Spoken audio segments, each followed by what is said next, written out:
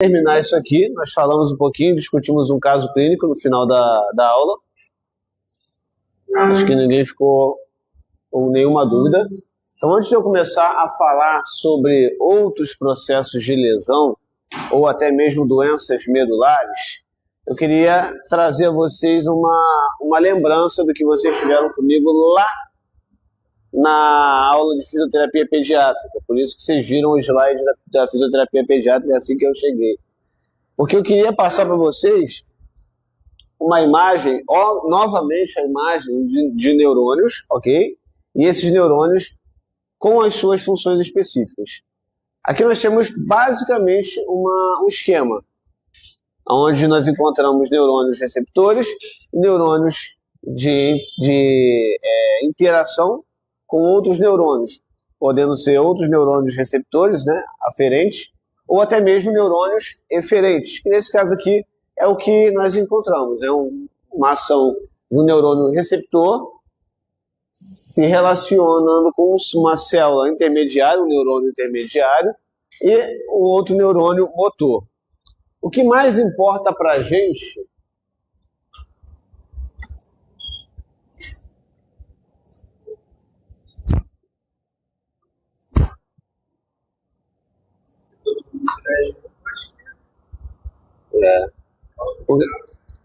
Não, a porta abriu, balançou, que isso? Olha o tamanho da viga. Agora é lembrar de como que o neurônio ele é estruturado, tá? Vai ser importante para a gente entender o que acontece do ponto de vista patológico e também fisiopatológico. Primeira coisa, o neurônio. Lembrando, o neurônio é uma célula. Ponto final, a gente não discute isso, o neurônio é uma célula. E essa célula, ela vai ter a sua característica, né, específica para a ação dela, que é de transmitir sinais, transmitir estímulos. Então nós temos, por exemplo, no neurônio receptor, nós temos uma terminação onde nós vamos encontrar os receptores. Esses receptores estão justamente envolvidos, desenvolvidos juntamente com a sua membrana. Então nós podemos dizer que até mesmo esses receptores, até mesmo esses prolongamentos, no caso dos dendritos, eles são considerados parte da célula. Vão apresentar membranas. E se por acaso essas membranas elas são deterioradas, ou elas são seccionadas de alguma forma, a gente perde aí uma capacidade funcional desse neurônio ou parte dessa capacidade relacionada a esse neurônio. Da mesma forma que nós temos o corpo do neurônio. Uma vez que há uma lesão no corpo do neurônio, a gente sabe que este neurônio ele já deixa de existir, então toda a sua estrutura ela perde sua função. Uma coisa é você perder a função de um prolongamento e outra coisa é você perder a função do corpo neuronal. Existe uma grande diferença e a gente vai discutir isso durante as aulas. Tanto para os dendritos quanto os axônios, tá? Então a gente precisa considerar isso. Uma coisa importante que vocês vão observar em algumas células do sistema nervoso, em algumas células nervosas, são essas bainhas aqui que estão envolvendo esses prolongamentos. Seja o prolongamento aferente, seja o prolongamento eferente, não tem problema. Uma coisa importante é vocês entenderem que há uma função específica para que aconteça mudanças durante a condução nervosa. E vocês lembram qual é essa condução, né? A necessidade dessas bainhas aqui para uma via, tanto aferente quanto eferente. Vocês lembram? Tranquilamente? Então, diga para mim, se por acaso eu retirasse parte dessas bainhas, o que poderia acontecer a esse neurônio ou a esse segmento, a essa via? O que vocês acham que pode acontecer?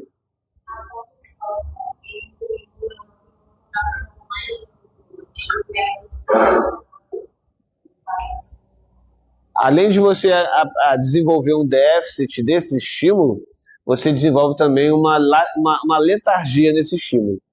E às vezes essa letargia ela é identificada pelo nosso corpo de uma forma muito específica, seja através de uma redução no caso aí desse neurônio, uma redução da sensibilidade ou uma modificação, uma disfunção dessa sensibilidade. Então você acaba desenvolvendo uma alteração neurológica por conta de uma mudança dessa estrutura, certo? Outra coisa que pode acontecer é se você tiver uma estrutura comprimida. Essa compressão ela pode, ou temporariamente, ou até mesmo de forma provisória, permanente, incapacitar a função neurológica daquela via. Ou seja, significa que qualquer estímulo que passar por ali vai sofrer um comprometimento, vai sofrer uma disfunção. Pode ser que ela volte mais para frente, mas pode ser que ela não volte mais. Obviamente que entre você ter uma lesão do corpo, uma lesão da via ou uma lesão das bainhas, cada uma delas vai apresentar um prognóstico diferenciado, tá? Um prognóstico bem distinto. É muito mais fácil você recuperar uma célula que não seja dentro do sistema nervoso propriamente neuronal do que você procurar a recuperação de uma célula neuronal. Então, assim, entre gerar um prognóstico positivo numa lesão de um corpo celular e um prognóstico positivo numa lesão de uma bainha de mielina, eu vou ficar com um prognóstico positivo para a bainha de mielina, ou até mesmo uma compressão. Certo? Entendendo? Outra coisa importante que a gente precisa considerar, tanto nos receptores, tá, quanto nos transmissores. Observe que entre uma célula nervosa e outra, entre um neurônio e outro, vocês vão ter aqui um contato, tá? E esse contato ele não é um contato necessariamente físico, ele é um contato mais virtual. Significa que não vamos, de forma microscópica, a gente não vai encontrar ali, em grande parte dos neurônios, nós não vamos encontrar um espaço zerado, a gente vai encontrar ali um espaço virtual, uma separaçãozinha, permitindo então que haja o quê? Sinapses. Deixa eu passar esse aqui, depois eu volto nesse aqui. Então, basicamente, quando a gente fala daqueles terminais, daquelas pontas dos neurônios, a gente está falando aqui de um terminal de transmissão e um terminal de receptor, e entre eles um espaço virtual. Precisamos lembrar desse espaço virtual, porque determinadas doenças, sejam elas relacionadas ao sistema nervoso periférico ou sistema nervoso central, se houver algum comprometimento, tanto na passagem, né, diferente do meu ensino, tanto na transferência dos sinais de uma célula para a recepção desses sinais para a outra célula, você acaba tendo aí uma diferenciação. Proteínas são capazes de reabsorver ou absorver a acetilcolina, por exemplo, a noradrenalina ou até mesmo a GABA, entre outros neurotransmissores. Se você tem essas proteínas comprometidas, você pode aí desenvolver alterações também, tanto na parte sensorial quanto na parte motora. Vai depender muito do tipo de conexão, do tipo de sinapse que nós estamos vendo ali, certo? Então, vamos considerar que alterações relacionadas a essa barreira também podem atrapalhar, podem comprometer as funções neuronais, as funções neurológicas, ok? Então, nós não estamos apenas falando de condições mecânicas, mas também estamos falando de condições químicas, tá? Então, as condições mecânicas, então, a gente pode considerar de várias formas. Peguei essa mesma imagem do slide lá de fisioterapia pediátrica para trazer a vocês. Temos aqui o exemplo, como eu falei naquela outra imagem, de um neurônio onde vai apresentar aqui a sua capa, né, o seu nervo, tecido conjuntivo, e por dentro desse tecido conjuntivo nós vamos encontrar aqui, ó, o neurônio com sua via, não necessariamente axonal ou dendrítica, mas ela vai apresentar aqui a sua via completamente íntegra, assim como também vamos identificar as bainhas de mielina, né, dentro dos seus padrões normais, gerando então a velocidade, melhorando a velocidade dessa condução nervosa e, obviamente, protegendo e isolando os estímulos dessa via com relação a outras vias que podem estar presentes dentro desse tecido conjuntivo que é aí o epineuro, certo? Beleza? Então é uma via que você vai ter uma resposta normal. Agora, vamos imaginar que a galera lá em cima está andando bem. Vamos imaginar, porque isso às vezes me deixa meio tonto, sabe? Vamos imaginar que nessa condição aqui nós tenhamos um problema, um exemplo, de uma lesão na bainha de mielina, como eu tinha comentado, né? Essa lesão ela pode ser apresentada por conta de um trauma, um impacto, ou por conta de uma compressão, tá? Então, quando a gente tem uma compressão, um trauma que vai comprometer não a estrutura neurológica, não a via em si, mas as estruturas que promovem uma eficiência desse sistema, a gente pode apresentar alterações como, por exemplo, as famosas neuropraxias, tá? A neuropraxia ela vai ser uma resposta bem reduzida daquilo que seria o comum, o normal daquele sistema. Então, imagine vocês agora de pernas cruzadas, né? A Débora está de perna cruzada. Rebeca, me perdoe, de novo. Não vai me perdoar de novo. A Rebeca, ela está de pernas cruzadas aqui na minha frente. E se ela não substituir, não trocar, né, não descruzar e cruzar do outro lado, pode ser que até o final dessa aula ela vá apresentar algum tipo de sensação nas pernas. Uma parestesia, uma dormência, né, uma anestesia. Às vezes não vai conseguir nem andar porque não consegue sentir nem o pé. Não sei, Rebeca, se isso já aconteceu. Várias vezes, né? Normalmente está muito associado com as pernas cruzadas.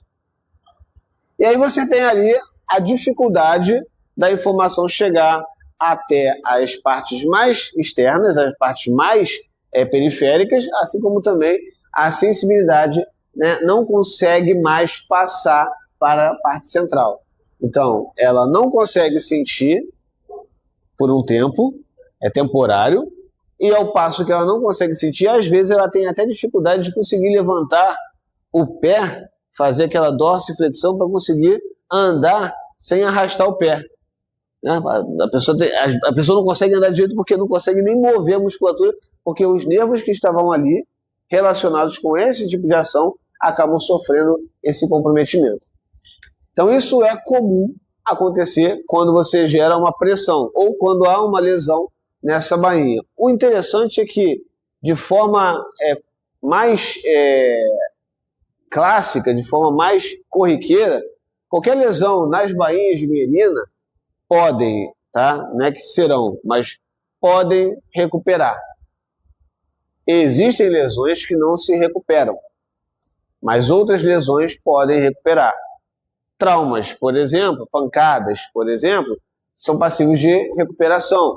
Então essa bainha de mielina ela vai tendo a sua recuperação e você tem aí o retorno das funções a partir de uma semana, um mês, dependendo do tipo de lesão que houve. Tá? Quais as lesões que normalmente não têm retorno? Vocês já ouviram falar e já até discutiram sobre isso em fisioterapia reumatológica, se eu não me engano, tá? Posso estar enganado. Vocês já ouviram falar em esclerose múltipla? Esclerose múltipla é uma doença tanto neurológica quanto autoimune, que tem como principal principal objetivo, destruir as camadas que protegem os filamentos, as vias nervosas. Por exemplo, as bainhas de mielina. Então ela vai lá e começa a destruir essas bainhas de mielina, gerando então uma esclerose desse tecido mielínico, ok? Então, esse tipo de doença é uma doença que ela é progressiva, ok? E doenças progressivas, elas podem apresentar uma dificuldade ou uma ausência de recuperação. Então, a pessoa sofre esse tipo de surto numa baía de melina inespecífica, pode ser qualquer parte do corpo, seja sistema nervoso periférico, seja sistema nervoso central. Essa esclerose ela vai acometer qualquer área aonde houver baía de melina, seja sensorial, seja motor. Já ouviram falar também na ELA, esclerose lateral amiotrófica, que também discutimos na aula de fisioterapia reumatológica, não sei se vocês lembram, mas nós discutimos um pouquinho sobre ela e, um pouco diferente da esclerose múltipla, ela vai acometer somente as vias motoras, principalmente os neurônios primários, em alguns casos os segundos neurônios motores. Ou seja, não estamos falando de forma generalizada, estamos falando de forma direta para os neurônios motores. Então é uma grande diferença quando você vai fazer um diagnóstico de um paciente com algum tipo de alteração neurológica, saber se esse paciente ele tem apenas alterações motoras ou pode ter outros tipos de alterações, como por exemplo, sensoriais. Tá? O paciente chega para você se queixando que não teve perda motora. Só passou a mão no cabelo, levantou a mão no cabelo, beleza, tá bonito, tá bonito. Problema motor, você vai diagnosticar o quê? Sem dúvida. Esclerose lateral amiotrófica, sem dúvida. Ou ele chegou para você o paciente, problema motor, não consigo fazer mais aquele movimento que eu fazia anteriormente, estou com dificuldade, ela nele. Pois é, a gente precisa fazer a busca do histórico. Se foi a primeira vez que aconteceu isso, se essa ocorrência foi primária, você não tem ainda recursos físicos ou visíveis para dizer que é uma esclerose lateral amiotrófica. Então você precisa acompanhar, fazer outros exames, porque pode ser um monte de coisas. Pode ser uma lesão, uma infecção. Agora, conforme você vai acompanhando e essa progressão ela vai passando somente pelas vias motoras, de uma forma progressiva, seja a partir dos membros inferiores e vai subindo para os membros superiores e tronco, e sistema nervoso respiratório, aí nós temos aí um problema mais relacionado a ela. Obviamente que antes disso, alguns exames laboratoriais serão feitos para identificar como que isso está acontecendo. Mas tomem cuidado na hora de vocês pegarem um paciente que possivelmente sofreu de esclerose múltipla e apresentou uma lesão numa via motora. Às vezes, por se tratar de via motora, a gente tenta descartar a esclerose múltipla ou outras patologias. Mas, nesse caso, primariamente, a gente precisa ainda investigar e descartar todas aquelas que podem estar associadas. Então, tomem cuidado na hora de gerar um diagnóstico imediato para esse tipo de problema ou esse tipo de queixa. Tá ok, gente? Beleza? E aí, seguindo mais à frente aqui, observem uma outra alteração que a gente pode descobrir em uma via nervosa, em um neurônio. Nós temos um neurônio e se a gente observar em relação à neuropraxia e aqui, nessa lesão, observe que nós temos um neurônio, seu prolongamento, ele acaba perdendo sua continuidade. Existe aqui uma mudança, também nós temos um comprometimento nos axônios, na baía de melina, porém, além desse comprometimento da baía de melina, nós tivemos um comprometimento na via específica dela. Mas não tivemos comprometimento do epineuro, do nervo propriamente dito. A lesão ela ocorreu dentro do nervo. Ok? A vantagem de ter aula lá, Rebeca, é que essas motos elas não fazem tanto barulho lá. Ok? Avalie com bastante cautela o que vocês têm aí para escolher, tá? Dependendo da hora aqui, ó, é uma barulheira só. Nesse caso, qual é o melhor prognóstico? Uma neuropraxia ou uma axonotmese? Qual seria o melhor prognóstico? A neuropraxia. A gente tem a continuidade da célula, no caso aí do prolongamento dela. E aqui a gente perde essa continuidade. Beleza? Então, aqui nós temos uma chance menor, mas ainda temos uma chance de recuperar essa via, tá? Vou explicar para vocês como é que essa recuperação ela pode acontecer, tá? É um pouco mais difícil, porém você tem condições de recuperar. Mas antes de eu explicar como essa recuperação acontece, vamos considerar outra. Nós temos aqui o neurônio, e observe que esse neurônio ele não só perde a condição de bainha, a condição do prolongamento, não necessariamente o axônio, tá, gente? Pode ser o dendrito. Lembra que eu falei para vocês? Não é porque o prolongamento ele é longo que ele vai ser chamado de axônio. O que vai determinar se é um axônio ou um dendrito é a direção que esse estímulo nervoso está sendo conduzido, tá? Além dessas duas perdas, nós temos a outra perda que é justamente da capa, né, do nervo propriamente dito, que é o tecido conjuntivo. E aí, galera, a gente já não tem mais só um problema da via, do axônio ou do dendrito. Nós vamos ter também uma perda daquela estrutura que protege de forma geral.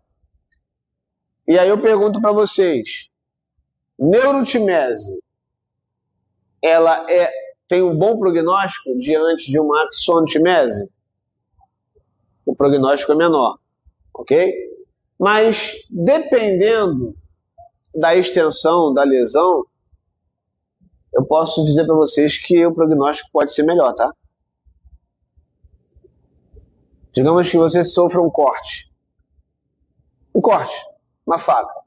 Você foi esfaqueado e sofreu um corte justamente por onde passa o nervo. Se você consegue, um corte, tá, gente? Estou falando de um corte. Se você consegue fazer o trabalho todo de recuperação, sutura, recuperação de tendão, músculo e também a via nervosa, você tem uma aproximação novamente dessa capa aqui. E quando você tem essa aproximação, ela pode estar mais próxima de uma recuperação do que apenas uma axonotmese.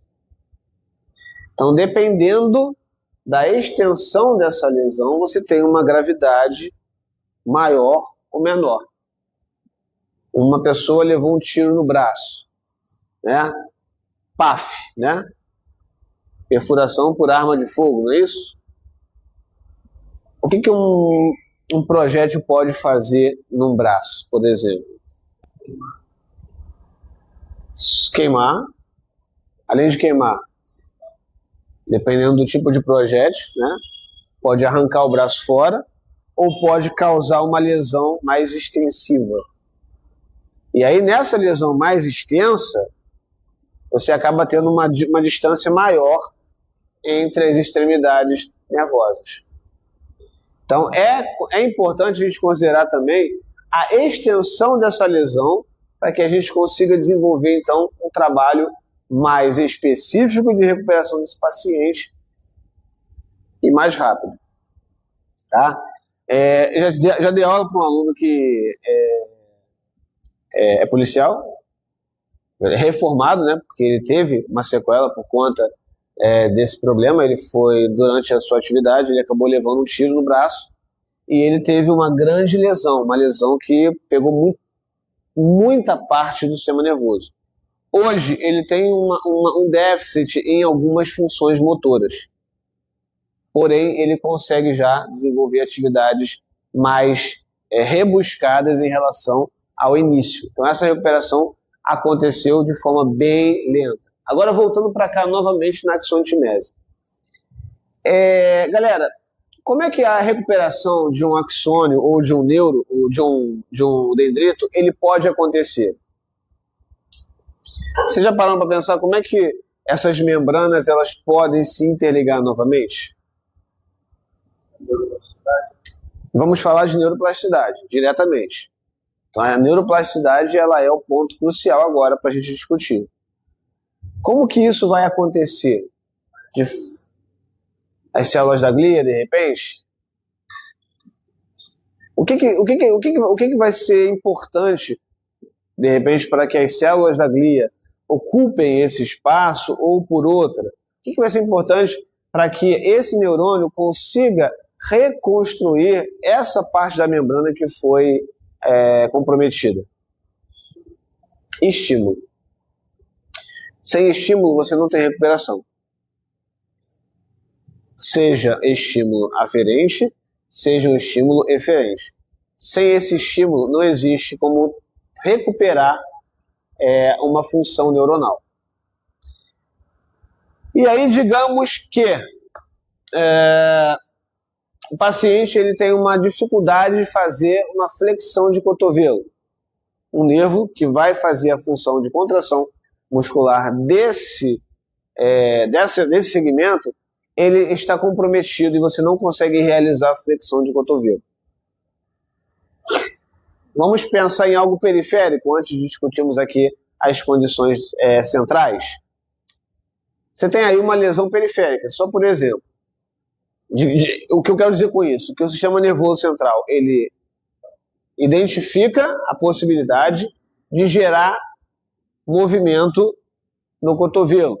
Ele identifica a possibilidade de conduzir um estímulo até o bíceps ou o braquial. E aí ele vai fazer exatamente isso. Ele vai conduzir esse estímulo, sai do plexo braquial, passa pelo plexo braquial e vai para o nervo que vai estimular a contração muscular do braquial e do bíceps braquial. Só que na hora que ele vai fazer a contração, o nervo ali está comprometido, então o estímulo não passa adiante naquela via, nesse caso, eferente. Então não há contração, mas o cérebro, o córtex, ele gerou o estímulo para contração, mas não houve a contração. Vocês estão me acompanhando?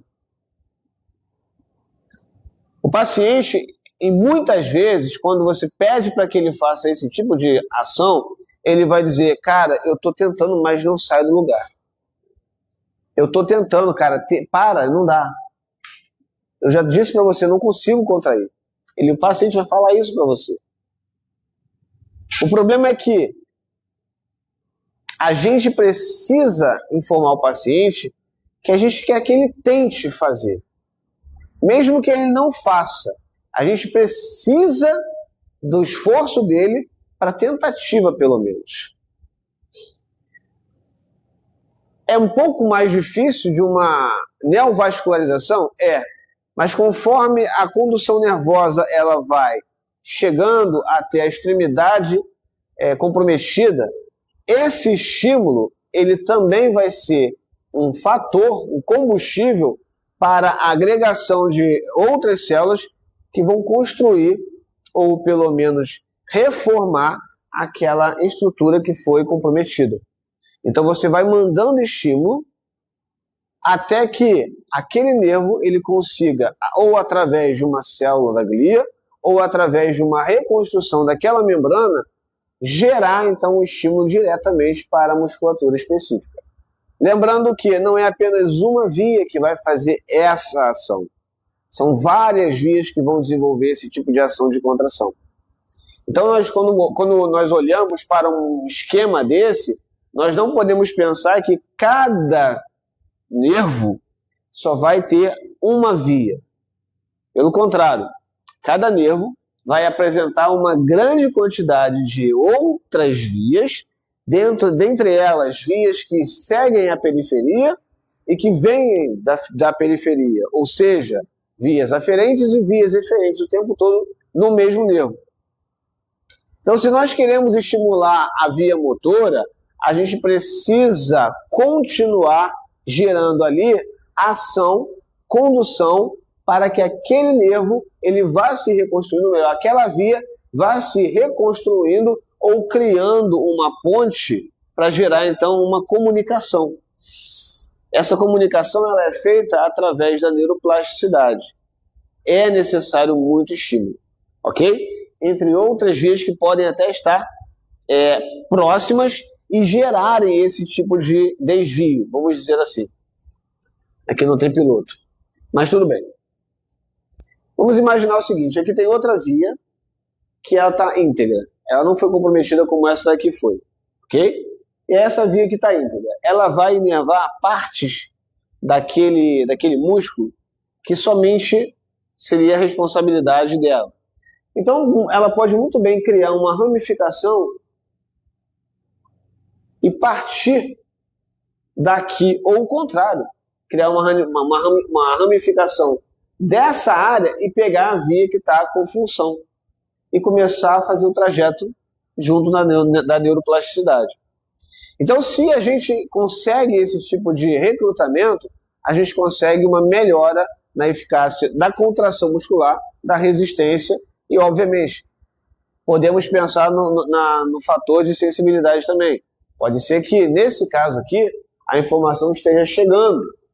E aí existe essa ruptura aqui, ou essa incontinuidade, vamos dizer assim.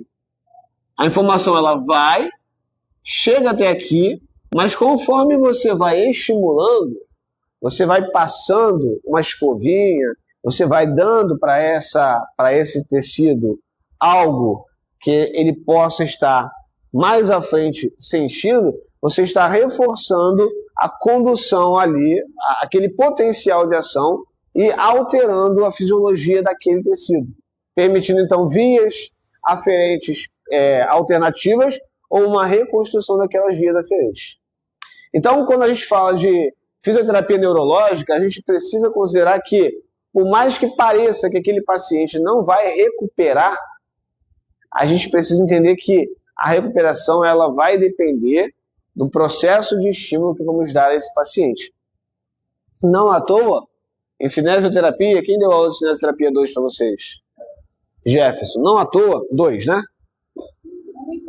Ele falou sobre Bobat com vocês? Falou sobre Kabat com vocês? Oi?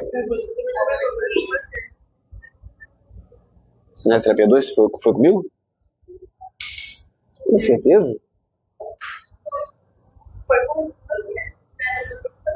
Cinesioterapia 2 foi comigo, então você estiver na aula comigo. É porque você fica lá à noite, lá aqui de manhã, então às vezes você pode pegar outra coisa. A 2 foi comigo, então beleza. Então vocês estudaram, quando eu falei com vocês sobre Bobat e Kabat, por exemplo, essas técnicas, elas são técnicas que vão gerar um estímulo facilitando a condução nervosa. Por mais que, a princípio, essa condução nervosa ela seja deficitária, conforme você vai gerando esse estímulo, seja através de comando tátil, comando verbal ou comando sinestésico, você vai percebendo que esse paciente ele vai gerando uma resposta. Então, assim, se eu fiz esse trabalho com vocês, quando eu falei de Kabat com vocês, quem foi o modelo? Está aqui? Ou a modelo? Quando eu falei de Kabat com vocês, quem foi o modelo? Foi você? Que eu até mostrei pra galera que eu ia ganhar você com 2 dedinhos? Não foi? Quando eu pedi para que ele fizesse, inclusive isso aí é feito até pelo pessoal da educação física, viu? Quando eu pedi para que você fizesse o exercício, desse para você, quando eu dei um comando para você, você sentiu dificuldade. Aquilo fez você cansar, fez você suar, inclusive. Tanto o movimento de diagonal externa, superior, diagonal interna, medial, inferior, isso fez com que você cansasse. Eu fiz um pouquíssimo esforço, não me cansei trabalhando com você, mas você cansou. Significa que o que eu estava trabalhando com você, além, óbvio, do fortalecimento muscular, isso aí é inevitável, se você está gerando muita intensidade de estímulo para a contração muscular, você vai ganhar força muscular, e se eu continuasse com você, chegou a sentir dor no dia seguinte. Então isso possivelmente não aconteceu. Mas possivelmente eu geraria até uma hipertrofia. O CABAT é muito utilizado também pelo pessoal de educação física. Vocês conhecem mais por FNP. Facilitação neuromuscular proprioceptiva. Então, facilitação neuromuscular. Tanto ao sistema nervoso, quanto ao sistema musculoesquelético. Então você vai ganhando força muscular e ganhando hipertrofia, dependendo do quanto você vai trabalhar com aquele paciente. Então, isso é importante porque vai gerar um recrutamento de fibras, seja de fibras musculoesqueléticas, como também fibras nervosas. Significa dizer que esse neurônio ele pode desenvolver, criar um prolongamento novo para gerar a função que ali está deficitária. Você pode também ter outro neurônio que está lá de preguiça, sem fazer nada, e acaba sendo estimulado a fazer funções que era do neurônio vizinho. Então a plasticidade neural, ela se conecta dessa forma também. Nós temos aí o sistema nervoso central, onde 10% da capacidade ela ainda é incógnita. A capacidade do ser humano de desenvolver uma função neural, ela chega a 10%, acho que no máximo 20%. Mas a média é uma capacidade de ação de 10%, ou seja, a gente não chega nem a 50% da capacidade do nosso sistema nervoso. Mesmo aqueles com grandes habilidades, bem específicas inclusive, vão apresentar uma capacidade bem ínfima. Por quê?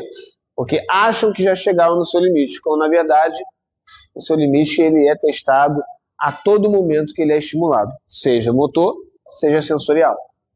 A diferença, quem aqui nunca fez academia, nenhum tipo de esporte?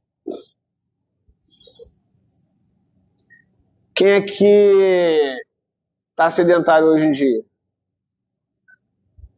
Aí, beleza, vamos pegar aqui o mais fraco de todos aqui dos sedentários. Samuel. Quem é que treina todo dia? Treina todo dia. Porque ela é grandão. Meu irmão, bota o Thiago para fazer uma queda de braço com o Samuel. O Samuel, ele tem uma massa mais volumosa que a sua. Não, tem sim. Você tem uma massa mais volumosa que a do Thiago. Dentro dessa massa volumosa, quem vocês acham que ganharia essa briga? Quem aí? Vocês não podem falar nada. Os demais aí que sabem que estão olhando para vocês. Quem aí vota no Samuel como o ganhador dessa queda de braço? Você bota fé no Samuel? Você bota fé no Samuel? Você também bota fé no Samuel porque ele tem um braço maior, não é isso? Experiência de quê? O cara falou que é sedentário? O cara falou que tá sedentário, não tá treinando. Você vai ter que tirar aquela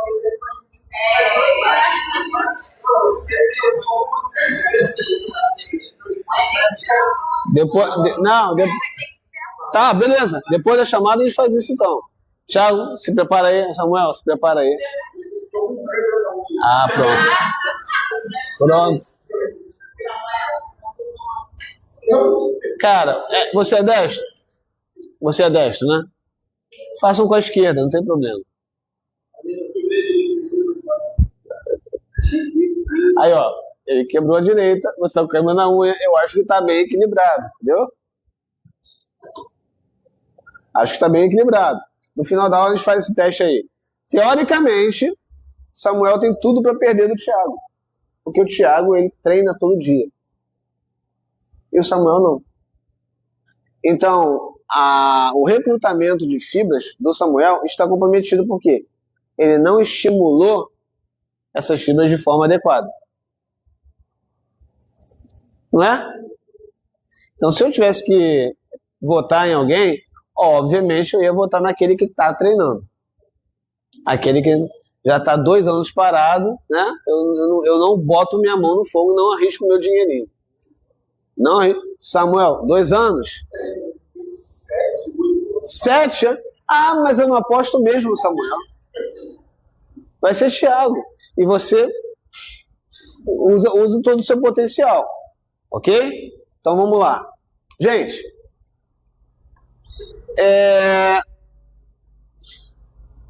só para que isso não passe batido.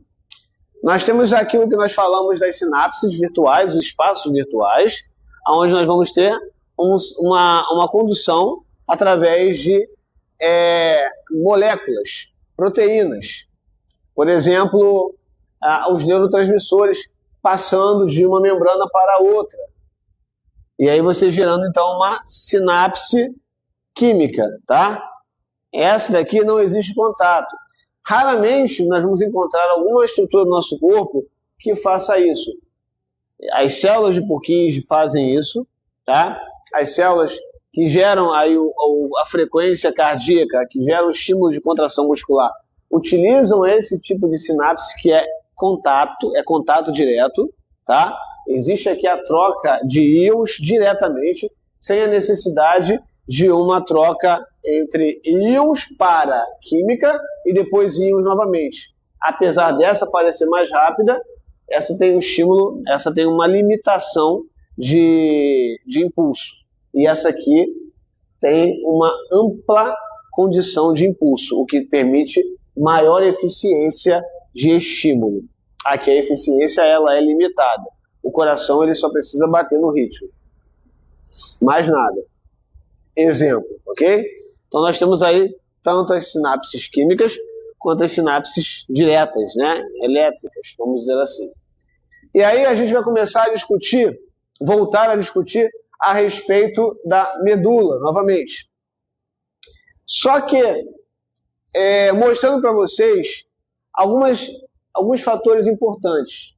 Por exemplo, quando falamos de miótomos, nós estamos falando de vias que são responsáveis pelas ações de determinados efetores, ou efetuadores, ou motores, ou músculos, ou glândulas, qualquer coisa que receba um estímulo e gere uma ação.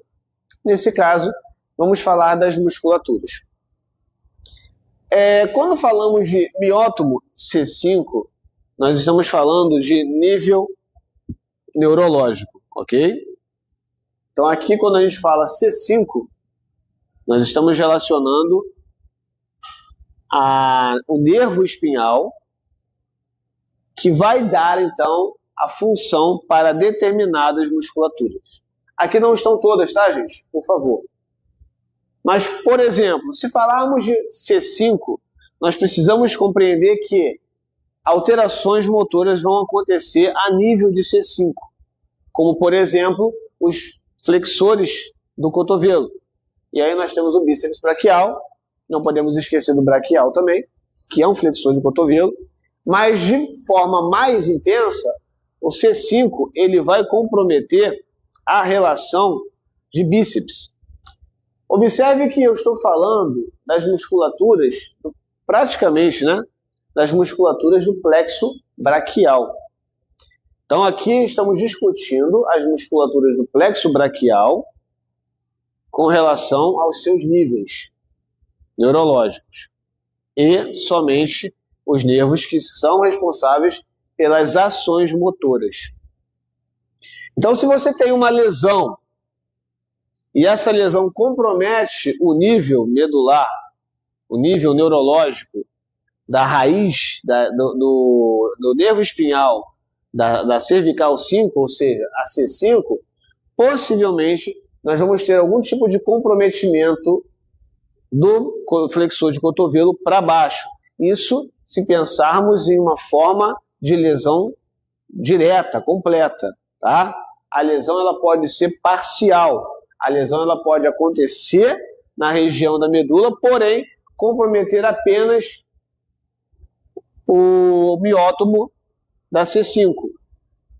E aí você tem ali um prejuízo somente da flexão de cotovelo.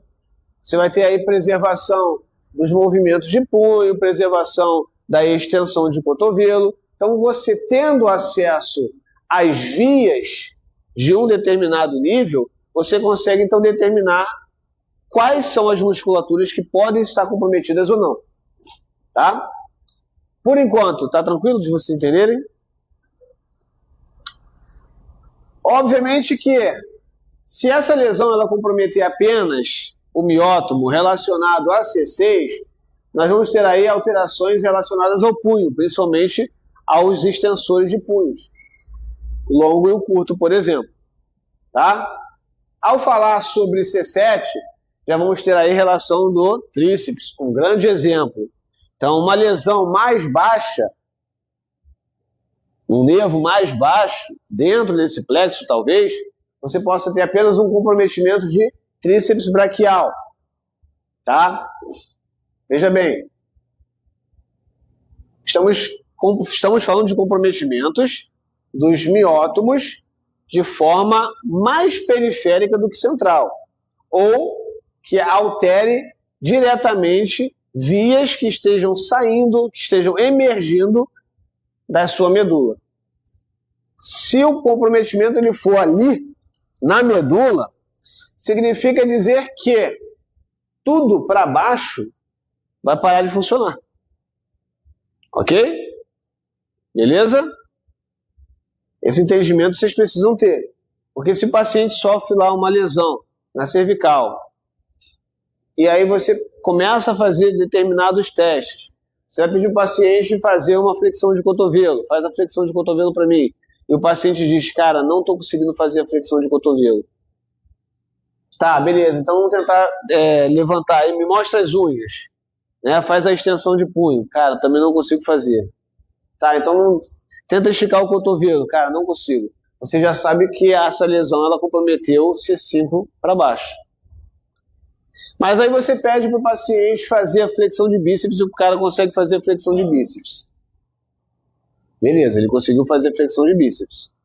Você vai e pede para o paciente fazer a extensão de punho. Ele consegue fazer a extensão de punho. Mas na hora de fazer a extensão de cotovelo, contração do tríceps, ele não tem força. Ele levanta os braços. Isso. Passou? Show. Faz saliva? Tá com fome já, cara? Não sei. Uau! Que inveja! Tirou onda, hein? Tirou onda agora, hein? E ele não consegue fazer ali a contração do tríceps. E, obviamente, a partir de então, ele não consegue fazer nem flexão dos dedos, não consegue fazer a flexão dos membros, os movimentos dos membros inferiores. Então, você já pode identificar que ele tem ali um nível neurológico C7. Então, a lesão ela vai comprometer C7 em diante. Certo? Essa é uma boa forma de você identificar qual foi o nível da lesão e qual foi o nível neurológico do paciente. Ok? Então, isso é importante.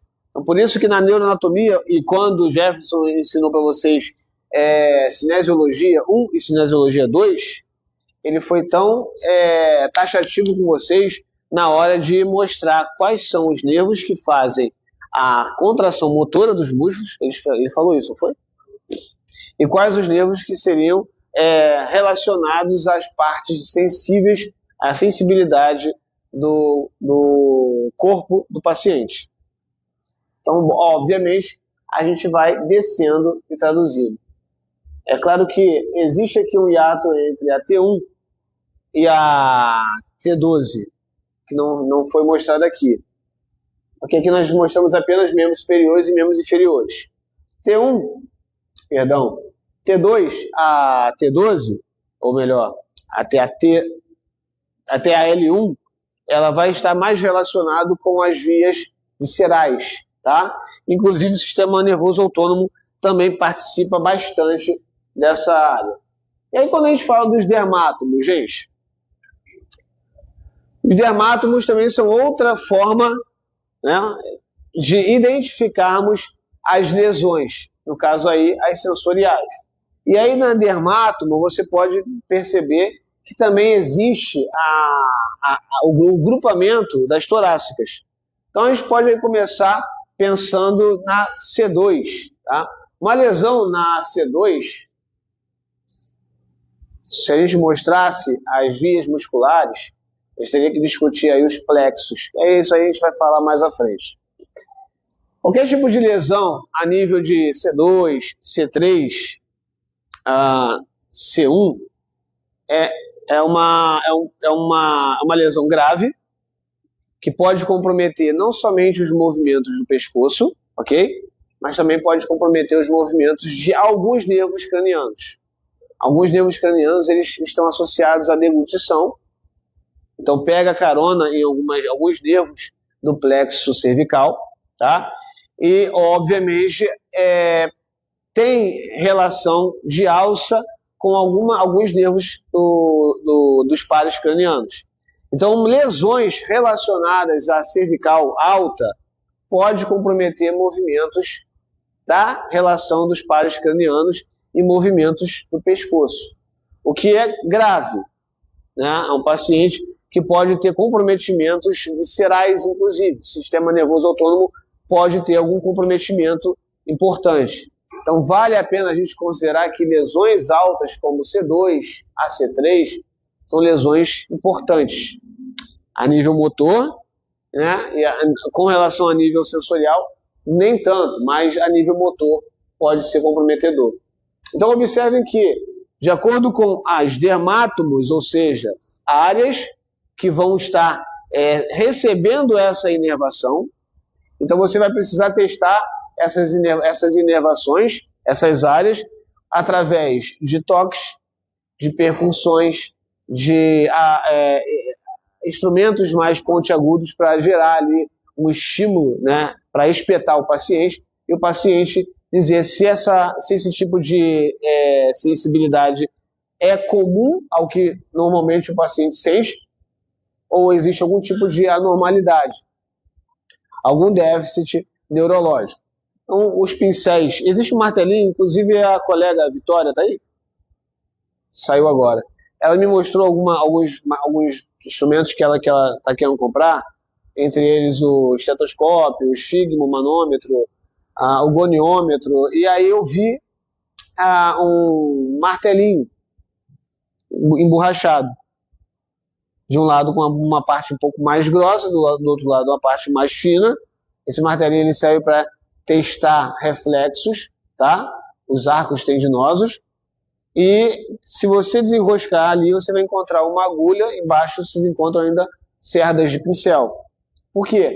Para você fazer testes neurológicos. A agulha, um recurso pontiagudo, você ao tocar o paciente, não é para furar o paciente não, tá? O objetivo não é invadir a pele do paciente, não, é só tocar. O paciente ele vai, na mesma hora, mostrar se aquele tipo de sensibilidade ou uma sensibilidade que o profissional esteja infringindo algum tipo de estímulo nocivo, ou se ele não consegue perceber esse tipo de estímulo nocivo. Uma queimadura ou uma agulhada tem o mesmo tipo de estímulo, tá? Então, basicamente, se você chega na região, por exemplo, occipital do paciente, e o paciente refere que não sente dor nessa região, seja através de uma agulhada, seja através de uma pincelada, ou seja através de uma pressão, nós podemos identificar que o nível neurológico relacionado a dermátomo já é C2, né, na base occipital. Quando você refere a C3, você já tem aqui ó, a C2. A C2 ela é um pouquinho mais alta. Ela está localizada basicamente na regiãozinha mais próxima do pescoço. A C3 já vem aqui na região da saboneteira, entre outros, né? A C4 ela vai ser observada um pouco mais abaixo, próximo do ombro, na clavícula, né? No processo entre acrômio e a parte externa, né? A parte distal da clavícula. E a parte C5 e C6 vão estar localizadas, C6 e C7 vão estar localizadas mais dorsalmente, e a C5 você consegue verificar ventralmente na região de cotovelo. Então, conforme você vai evoluindo no teste, você vai identificando até onde vai a sensibilidade ou a partir de onde a dessensibilização, a anestesia, ela já acontece. Então, numa avaliação com o paciente, vocês podem utilizar esse tipo de esquema para poder identificar ali até onde esse paciente ele tem a lesão ou, por outra, qual é a estrutura que está, de fato, sofrendo algum tipo de lesão neurológica. Se for a C2, a dor for um pouco mais para cima? Se a C2, a dor for um pouco mais para cima, a gente está falando dos nervos cranianos, certo? Então, nós temos aí alguns nervos que vão relacionar isso. Nós temos aí o nervo facial, que além de ser um nervo que vai gerar mímica facial, ele tem participação aí das ações, das sensibilidades relacionadas ao crânio também, tá? Já é sistema nervoso central, tronco encefálico. Mas a partir de uma região do processo mastóide, da nuca do paciente, até o próximo nível, você já tem aí a ação da C2, ok? Tudo que passar acima da C2, você já tem sensibilidades aí da C8, por exemplo, melhor, a C1, né? E, obviamente, as ações dos nervos cranianos. Isso é importante a gente considerar na hora de avaliar o paciente. Ok, gente? Tudo certo? Você chegou a levantar a mão, mas depois... Não? Foi Carlos? Foi a Conceição.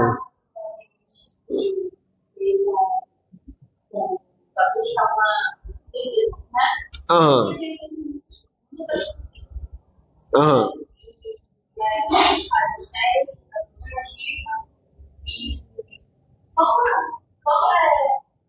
A gente pode descobrir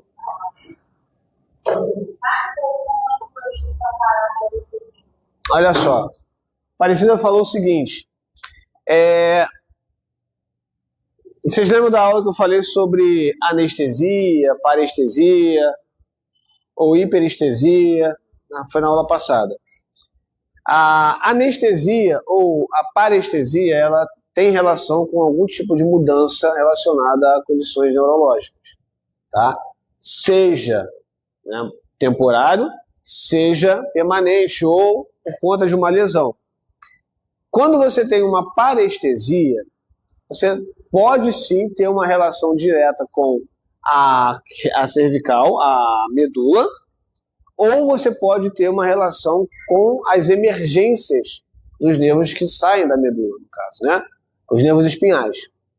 Então você pode ter sim um pensamento entre a saída das vértebras, e aí nós estamos falando de uma desidratação do disco intervertebral, nós estamos falando de uma protrusão do núcleo pulposo em relação àquela raiz, e aquilo pode gerar ou dor, ou aquilo pode gerar algum tipo de alteração sensorial, inclusive dolorosa, tá? Mas você falou sobre a parestesia. A parestesia, ela é muito comum em pacientes que têm um comprometimento parcial, principalmente relacionado às vias sensoriais, tá? Então, se todas as vias sensoriais elas são comprometidas, então nós temos ali uma anestesia. Mas se algumas vias sensoriais elas são comprometidas e mesmo assim de forma parcial, nós vamos ter uma diminuição da condução nervosa. Vamos ter uma redução da intensidade dessa condução nervosa, o que tira a capacidade daquele indivíduo perceber a sensibilidade na sua integralidade. Você vai perceber a sensibilidade com aquela letargia que eu comentei anteriormente, com aquela redução na intensidade do estímulo. E isso pode trazer a sensação de uma redução da sensibilidade, o que é a parestesia. Ok? Então, a redução da sensibilidade, ela é uma parestesia. A anulação dessa sensibilidade, ela é uma anestesia. Então, você tem aí, tanto de forma medular, quanto de forma radicular, que é quando você tem aí os nervos espinhais, e você pode ter, inclusive, de forma periférica. Todas essas sensibilidades. Ok? Existem testes para você identificar cada uma delas. Tá? Testes de exclusão, principalmente. Se por acaso o paciente ele apresenta, isso aí é uma coisa interessante, o paciente ele apresenta sensibilidade normal na região de dermátomo C2, apresenta uma condição normal na dermátomo de C3, mas não apresenta uma condição normal de dermátomo C4, a pessoa sente uma parestesia na região do ombro, mas em C5 ele sente tranquilamente, a sensibilidade ela tá ok, significa que o problema não necessariamente está na medula. O problema pode estar mais próximo dos nervos espinhais, do plexo, por exemplo, porque você tem tranquilidade, integralidade aqui na ação, na função de sensibilidade de C2 e C3 e C5. Mas a C4 você não sente. Pode ser um problema local, pode ser uma compressão local do nervo que está chegando até aquela região, e aí a gente descarta a possibilidade de uma lesão na medula, ou a gente pode considerar algo mais próximo das vias longitudinais, né, dos fascículos relacionados àquela área específica de dermátomo. Medular também. Tudo isso aí precisa ser considerado na hora de você avaliar o paciente. Não. Aham. Tem. Se você tem um problema na relação de nervos espinhais, existe a possibilidade de você fazer descompressão. É bem mais fácil do que você tentar trabalhar em cima da medula. Nos nervos espinhais, a compressão ela pode ser feita por uma desidratação articular. A compressão ela pode ser feita por conta de uma hérnia ou uma protrusão que está invadindo o espaço do foramen intervertebral daquela seção, ou pode ser por conta de um impacto ou um trauma que você tenha sofrido que tenha gerado algum tipo de avulsão daquele nervo. Uma descompressão pode favorecer, tá? Se essa descompressão ela não favorecer, não resultar numa melhora, ou você vai identificar esse problema em massa muscular, ou algum tipo de massa que possa apresentar na região daquele trato, ou ela pode estar relacionada a alguma coisa um pouco mais central, medular, ou até mesmo cortical, ok? Mas dependendo do tipo de lesão, uma descompressão pode resolver esse problema. E eu sempre torço para que essa seja a via de trabalho. É bem mais fácil. Mas a gente sabe que nós vamos encontrar pacientes com lesão medular. Pacientes com lesão medular não tem muito para onde fugir. Ok? Aqui nós temos alguns esquemas, obviamente eu não vou ficar lendo isso aqui com vocês. Né? Vocês, mais para frente, vocês quando tiverem, você já tem esse material, né, Rebeca? Show de bola. Esse material aqui vai estar à disposição de vocês. Isso aqui pode ser um guia para vocês agora que vocês estão começando o estágio. Então, quando você vai pegar um paciente de algum tipo de alteração neurológica, é interessante você considerar aqui as áreas específicas das dermátomos para você identificar a partir de onde o paciente sente algum tipo de hiperestesia ou hipoestesia ou anestesia ou parestesia, tá?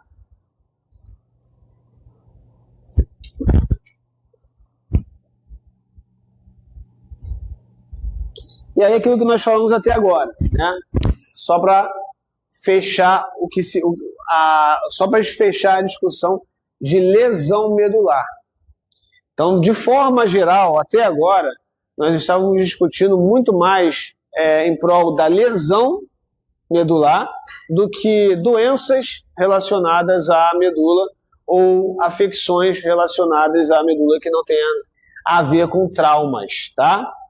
Então, as lesões, os níveis de lesão medular vão ser algo que vocês vão determinar ao tratamento de vocês, principalmente no que diz respeito ao tempo que vocês vão precisar para tratar esse paciente. Lembrando, isso é importante, quando se fala de lesão neurológica, não existe a possibilidade de vocês darem ao paciente o tempo de tratamento. O paciente às vezes vai perguntar para você, há quanto tempo eu vou precisar? Quantas sessões eu vou precisar para tratar esse meu problema, essa minha lesão? Vocês não podem, de forma alguma, darem a esse paciente o tempo de sessão. Tá? Vocês não podem dar um prazo. Não podem, não dá. Dependendo do que for, então, gente, tomem cuidado na hora de conversar com o paciente. Paciente neurológico é o tipo de paciente que vocês vão acompanhar por muito tempo. Tá? Posso dizer até que, ou pela maior parte da vida desse paciente, ou toda a vida desse paciente.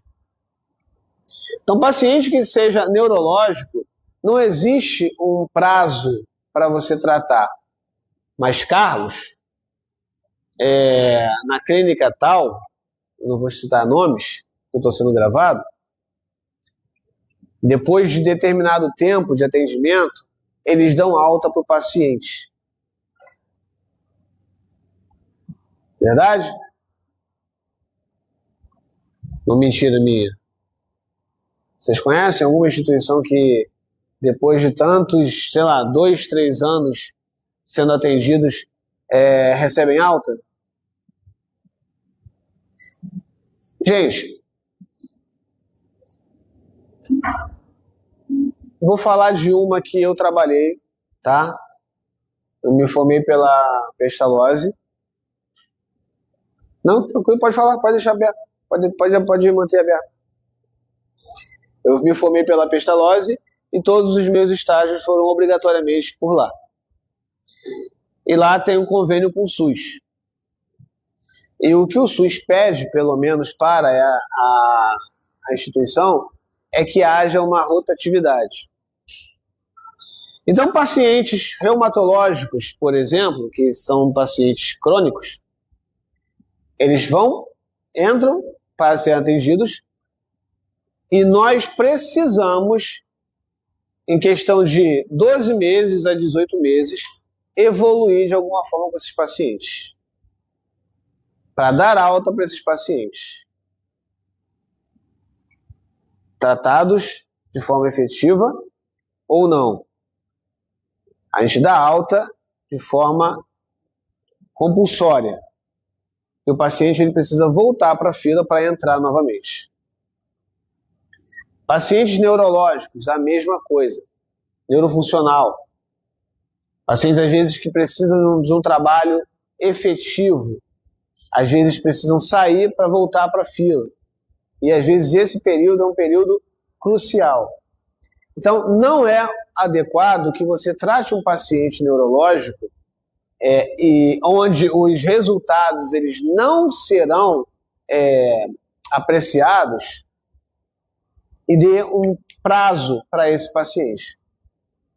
Qualquer paciente que você tratar com lesões neurológicas, e aí nesse caso estamos falando das lesões medulares e seus níveis, precisam serem tratados de acordo com a sua evolução por um tempo bem longo. E aí é óbvio que quando você disser para o paciente quanto tempo que eu vou precisar, você vai dizer, olha, por se tratar de um problema neurológico, não é possível precisar o tempo de tratamento que você vai ter. O que é possível precisar é que você vai ser atendido, vai ser tratado, e nós vamos fazer todo o possível para que você evolua. Toda ajuda que você puder nos oferecer vai ser muito valiosa. Tá? Isso aí é importante. Considerar o que nós falamos lá atrás sobre a fase de choque medular, é um momento muito importante e crucial para o profissional e para o paciente. Afinal de contas, é um momento onde o paciente ele está completamente à deriva nos pensamentos, nas emoções, e isso pode ser algo que vai traumatizar, inclusive, na hora de recuperar esse paciente, ok? E o nosso trabalho com esse paciente é sempre gerar algum tipo de adaptação, seja através de recursos, seja através da própria neuroplasticidade. E isso pode levar tempo, tá? Isso pode levar tempo. Eu tive um paciente, um tempo atrás, esses são os mais complicados porque eles são muito ranzinzas, né? Pensa num paciente que fazia tudo. Caminhava, passeava, já era aposentado, mas era teimoso. Tinha sua hipertensão arterial sistêmica lá, sempre em dia. Não tratava essa hipertensão arterial sistêmica. Um dia ele sofreu uma AVE. E aí eu estou falando sobre lesões do sistema nervoso central que vocês estudaram no semestre passado. Eu entendo que vocês tiveram pouca informação a respeito disso, então de repente eu vou trazer um VT para vocês falando um pouquinho sobre esses assuntos. E aí vocês vão me ajudar a confeccionar esse tipo de trabalho, beleza? E aí esse paciente, ele chega para mim completamente hipotônico, sem movimento.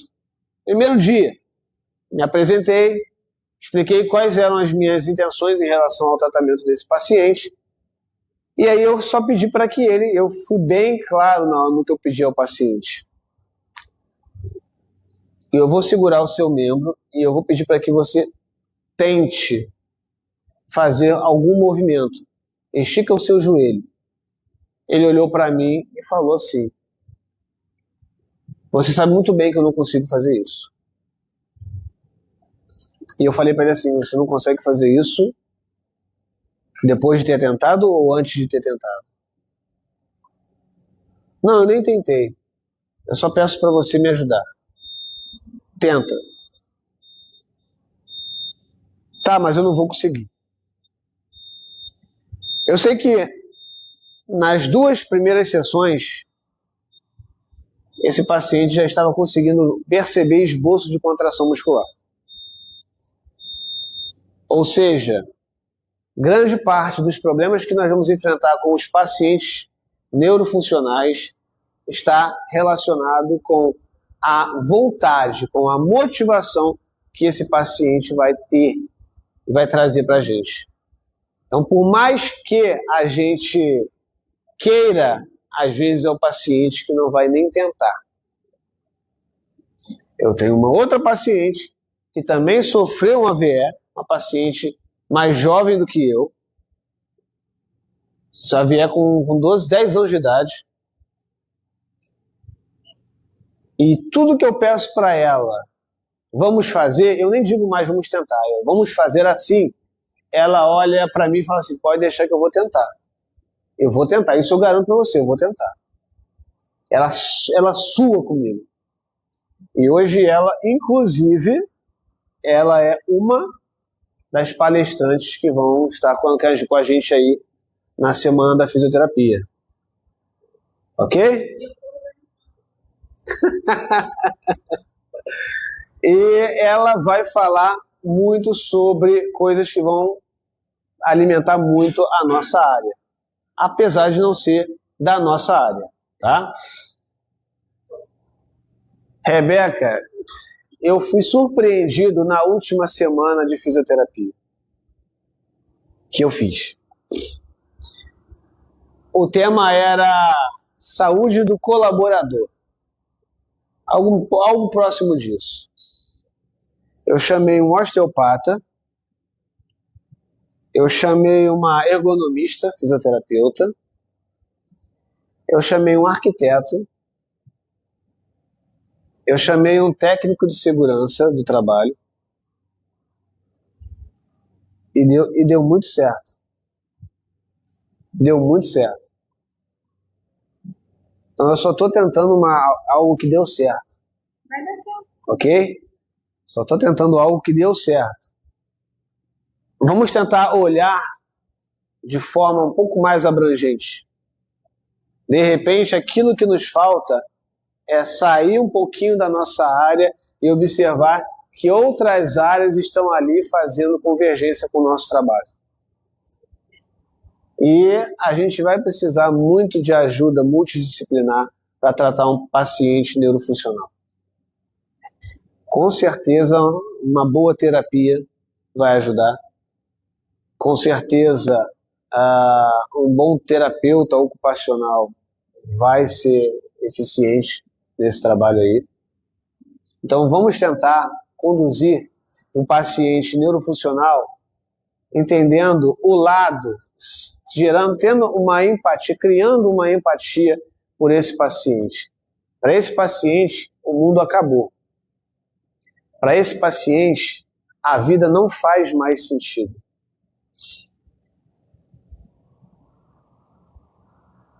Vamos tratar um paciente desse ranzinza, um paciente desse mal educado, um paciente desse agressivo, pensando da seguinte forma: esse paciente não anda mais, não faz o que gostaria de fazer, não vai conseguir jogar bolinha de gude com o neto, não vai conseguir ir ao cinema com as amigas da mesma forma que as amigas vão.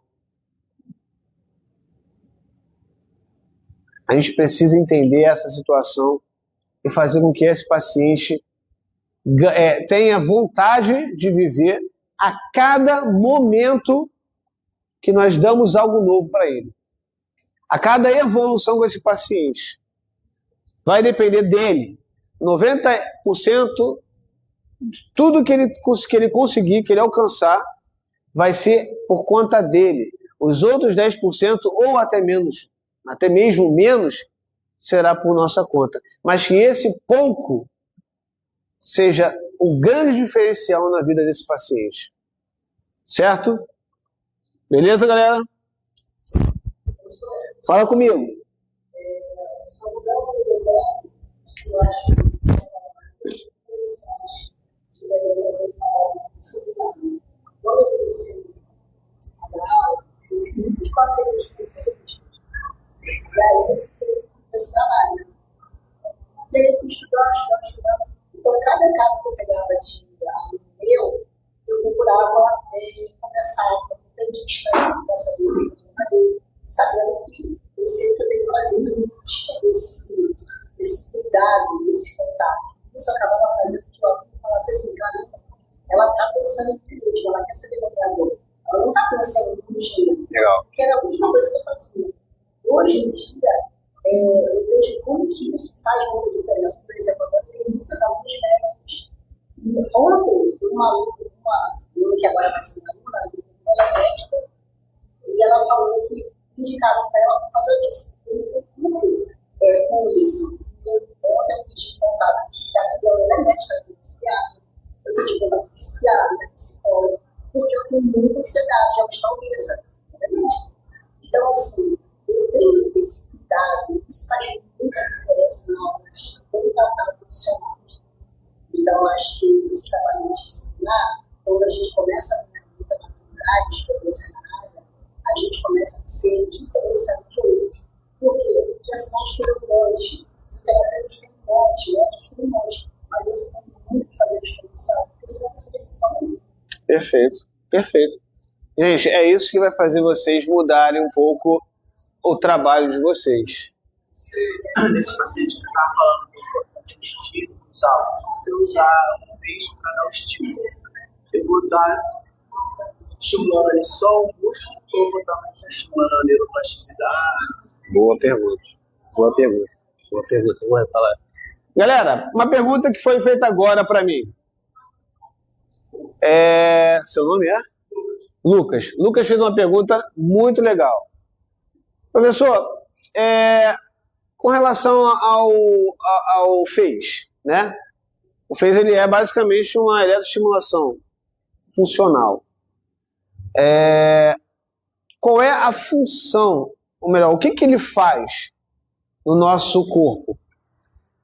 Primeira coisa que a gente precisa considerar, o FaCe ele foi projetado para estimular musculaturas do nosso corpo, ok? Então ele vai gerar contrações nas nossas musculaturas. É importante discutir sobre o FaCe, por exemplo, para pacientes que tenham uma perda sensorial e também uma perda motora. Vamos falar novamente dos flexores de cotovelo, por exemplo, o bíceps. O paciente ele não consegue realizar o movimento de flexão do cotovelo e a gente vai lá e coloca no ventre, os polos desse estimulador, esse eletroestimulador funcional. Quando você gera a corrente elétrica em uma intensidade que a contração vai ocorrer, e essa intensidade ela pode ser modulada para aumentar a contração ou manter uma contração específica, além de você gerar estímulo de contração ali, não podemos esquecer que existem vias aferentes ali, os dermátomos, por exemplo, juntamente com os miótomos, que vão gerar uma ação para o sistema nervoso central, informando o que está acontecendo.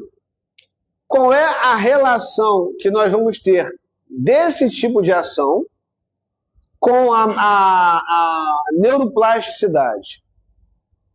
Uma vez que você só gera estimulação para contração, eu vou ser bem pragmático na explicação. Uma vez que você usa o recurso de eletroestimulação no braço do paciente, no braquial do paciente, e deixa a máquina trabalhar, o paciente vai sentir. De alguma forma, o paciente vai sentir. Só que, estou sendo bem pragmático, tá? A contração ela vai ocorrer não porque os nervos geraram essa contração. Vai acontecer porque aquelas placas de eletrodos estão gerando uma mini voltagem para que haja a contração do músculo, somente o músculo. Então você vai ter ali um tonificador, né? Ele vai gerar um fortalecimento daquela fibra muscular, mas ele não vai gerar recrutamento de fibras nervosas ou estimulação das fibras nervosas diretamente. Não vai. A não ser que você peça para o paciente fazer um movimento. Olha só. Se você só colocar a placa ali e deixar de lado, é corrente russa.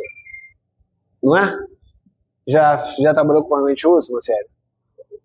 Já trabalhou com corrente russa? Mas recebeu. O que você precisava fazer durante a corrente russa? Você precisava contrair? Você precisava contrair? Junto com o estímulo. Você contraía efetivamente?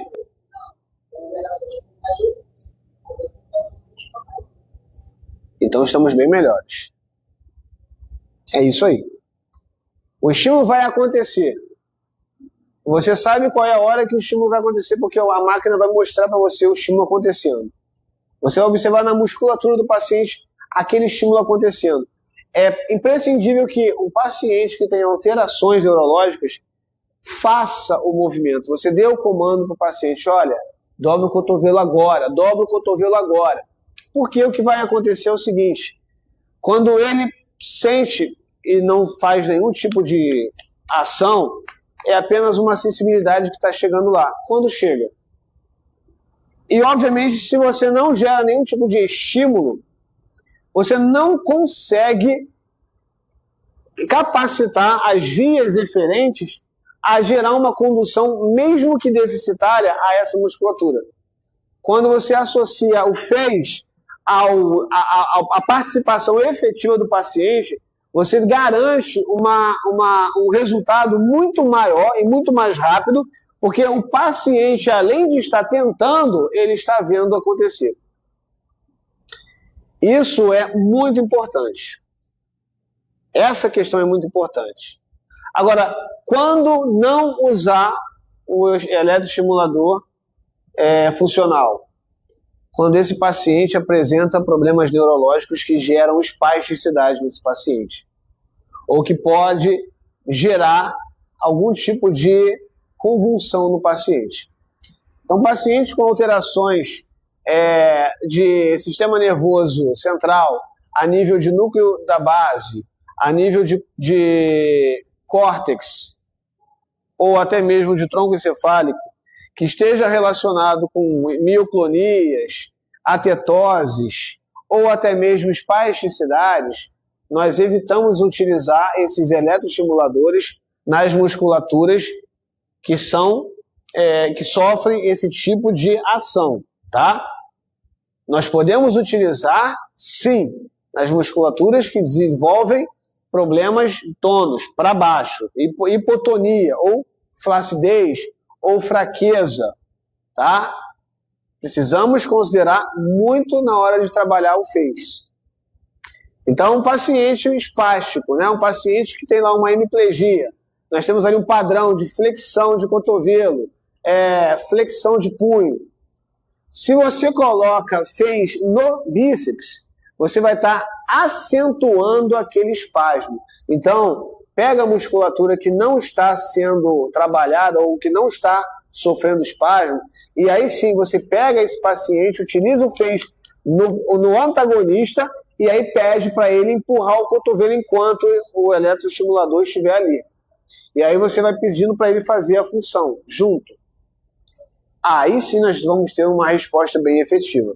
Então, cuidado na hora de utilizar o FACE em pacientes, principalmente com algum tipo de padrão de mioclonia, de atetose ou espasmos, tá, gente? Nessas musculaturas, o FACE ele é contraindicado. Muito contraindicado. Tá bom? Beleza? Alguma dúvida, galera, até hoje? Até agora? Parecida? Sim. Positivo. Sim. Quanto tempo tem para que a gente possa conseguir a cultura, né? Possa voltar ao final?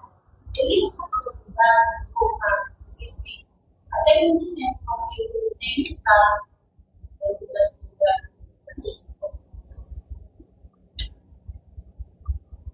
eu não posso te responder. O que acontece é o seguinte, gente. Um paciente que sofreu um AVE. Que tipo de AVE foi esse? Foi um AVE hemorrágico? Foi um AVE isquêmico? Esse AVE isquêmico ele foi transitório? Foi isquêmico e não é transitório. Teve ali a sequela. Houve ali a morte celular de uma área específica do cérebro. Beleza. Estamos dizendo que aquela área sofreu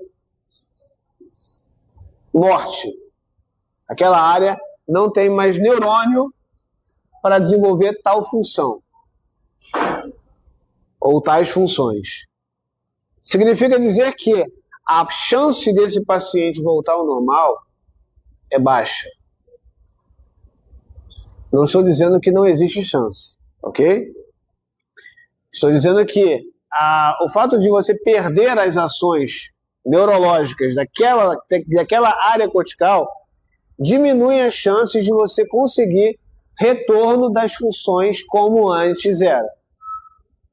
Agora, dependendo da extensão dessa lesão, você pode chegar muito próximo de uma normalidade. Você pode. Vai depender da extensão, vai depender do tempo que esse paciente ficou com essa sequela, vai depender do tempo que esse paciente passou pelo tratamento. Então, tudo isso é muito relativo. Quanto antes esse paciente começar, maiores são as chances. É o máximo que eu posso falar para você. Ok? Não estou dizendo que é impossível, mas também não estou dizendo que 100% é certo do paciente voltar. Estamos falando de um problema neurológico, onde determinados neurônios foram programados para efetuar ações específicas e eles não estão mais ali. Outros neurônios adjacentes vão precisar fazer algo parecido ou tentar substituir.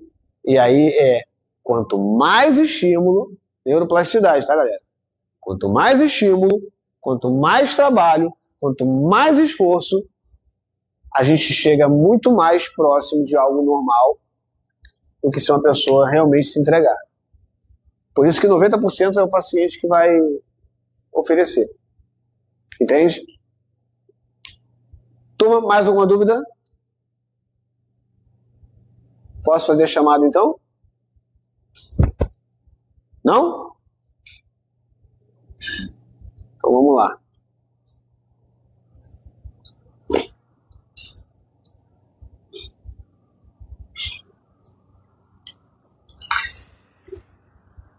Essa turma falava mais, hein, Rebeca?